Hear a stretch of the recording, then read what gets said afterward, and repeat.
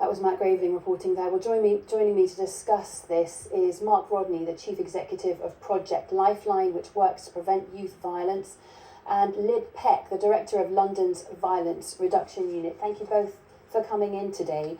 Mark, you knew of Kellyanne, the 14-year-old victim of yesterday's attack.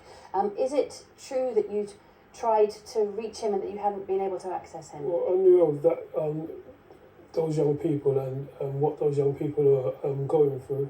And I would say that, if, we were accessible to them, that young man may have been still alive today. So there's a lot of things that need to be done.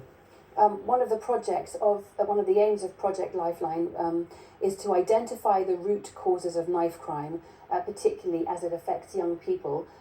What do you think is going wrong? I think we need to sit around the table and deliberate a bit more on the new new initiatives. We're doing a lot of work. VIU is doing a lot of work in regards to prevention, but we need to collaborate a bit more and do some more work, sit around the table and discuss new initiatives. Lib Peck, Violence Reduction Unit, that's what you head up. Are there practical things that we should be doing differently, doing better, things that we haven't considered? Well, first of all, I mean, it's heartbreaking, isn't it, to see that interview with Killian's mother and to appreciate, I suppose, the trauma that community and his friends will now be facing. And yes, I think while I can understand, obviously, the call for more police on the streets and, more visible police presence in that area, I think it's really important that we emphasise how much more investment we need in prevention, national investment in prevention. And that comes with a lot of practical things. We work with a lot of young people. We listen to what they say their needs are, their risks are, their challenges are. Those are practical things. It's mentoring in schools. It's thinking about youth workers and their role in communities and organisations. And all of those are, in a way, all about providing a literal lifeline to many young people through the role of a trusted adult. You mentioned funding. Am I right to say that the Violence Reduction Unit is actually losing some of its funding? Are you losing £6 million? And how do you think that's going to affect your work?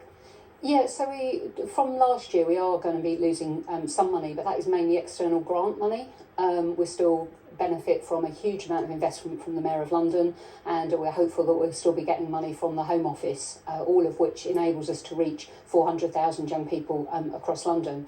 But in terms of that specific challenge, it's all about working in partnership. It's all about seeing the evidence, listening to young people, seeing what's working and making sure that we're investing in those critical interventions. Anyone who keeps abreast of the news may well think that this problem is as bad as it's ever been. You work at the Rock Face. How does it feel for you? Well, we need to be honest about what we're facing here. This is children killing children. There's no other way to look at it. And, a lot more needs to be done. And we need to address it in the right manner. And we need to deal with, the prevention strategies in the school. But we need to also do more outreach work.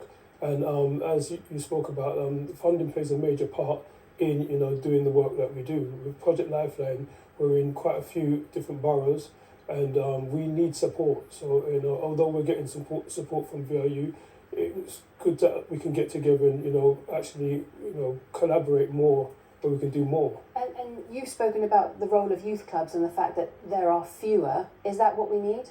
Yeah, I believe, I'm of the age where I can see things unfolding. I've seen things unfold to where we are today, and I believe that we need more youth clubs. When the youth clubs were here, it was a form of unity. Children engaged through the youth clubs through various areas.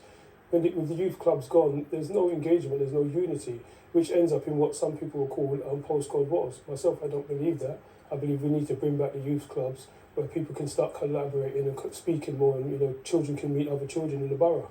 City Hall points out that the number of teenage murders last year was the lowest since 2012, but obviously you would say still much more work to be done.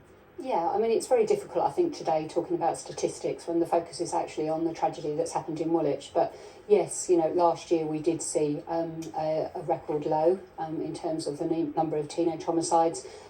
Actually, the figure for under 25s killed was actually at an all-time low from 20 years ago. That's of little consolation to the people who've lost somebody, and of no consolation today to Killian's mother.